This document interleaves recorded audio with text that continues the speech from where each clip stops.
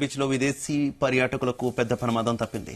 Italy దేశానికి చెందిన 8 మంది విదేశీయులు యారాడ బీచ్ కు వచ్చారు. సరదాగా బీచ్ లో ఎంజాయ్ చేస్తూ సముద్రం లోపలికి వెళ్లారు. అలల తాకిడికి తట్టుకోలేక సముద్రంలో కొట్టుకుపోయారు. దీంతో కోస్ట్ గార్డ్స్, మెరైన్ పోలీసులు వెంటనే స్పందించారు. సముద్రంలో కొట్టుకుపోతున్న ఇటలీ దేశీయులను ప్రాణాలకు తెగించి కాపాడారు. ఈ సందర్భంగా తమను కాపాడిన గార్డ్స్ కు కృతజ్ఞతలు తెలిపారు ఇటలీ దేశస్థులు.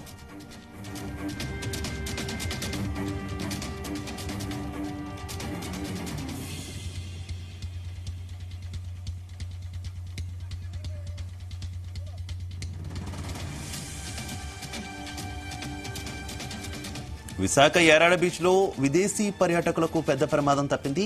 ఇటలీ దేశానికి చెందిన 8 మంది విదేశీయులు యారాడ బీచ్ కు వచ్చారు. సరదాగా బీచ్ లో ఎంజాయ్ చేస్తూ సముద్రం లోపలికి వెళ్లారు. అలల తాకిడికి తట్టుకోలేక సముద్రంలో కొట్టుకుపోయారు. దీంతో కోస్ట్ గార్డ్స్, మెరైన్ పోలీసులు వెంటనే స్పందించారు. సముద్రంలో కొట్టుకుపోతున్న ఇటలీ దేశీయులను ప్రాణాలకు తెగించి కాపాడారు. ఈ సందర్భంగా తమను కాపాడినటువంటి గార్డ్స్ కు కృతజ్ఞతలు తెలిపారు ఇటలీ దేశీయులు.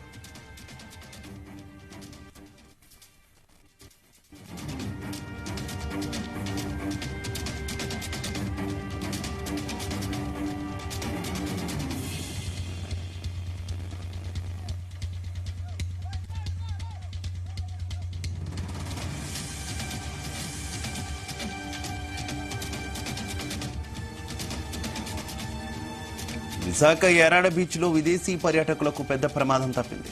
ఇటలీ దేశానికి చెందిన 8 మంది విదేశీయులు యారాడ బీచ్ కు వచ్చారు. సరదాగా బీచ్ లో ఎంజాయ్ చేస్తూ సముద్రం లోపలికి వెళ్లారు. అలల తాకిడికి తట్టుకోలేక సముద్రంలో కొట్టుకుపోయారు. దీంతో కోస్ట్ గార్డ్స్, మెరైన్ పోలీసులు వెంటనే స్పందించారు. సముద్రంలో కొట్టుకుపోతున్న ఇటలీ దేశీయులను ప్రాణాలకు తెగించి కాపాడారు. ఈ సందర్భంగా తమను కాపాడిన గార్డ్స్ కు కృతజ్ఞతలు తెలిపారు ఇటలీ దేశీయులు.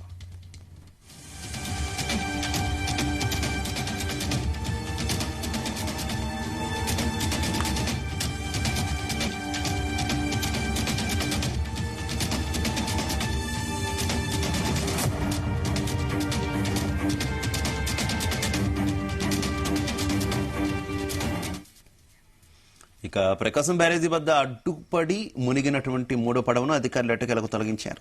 ఇనుప గడ్డలతో 2 పడవలను అనుసంధానించి అడ్డుపడిన బోట్ను వెలికితీశారు. చైన్ పుల్లర్లతో ఎత్తి బ్యారేజ్ ఎగువకు తరలించారు.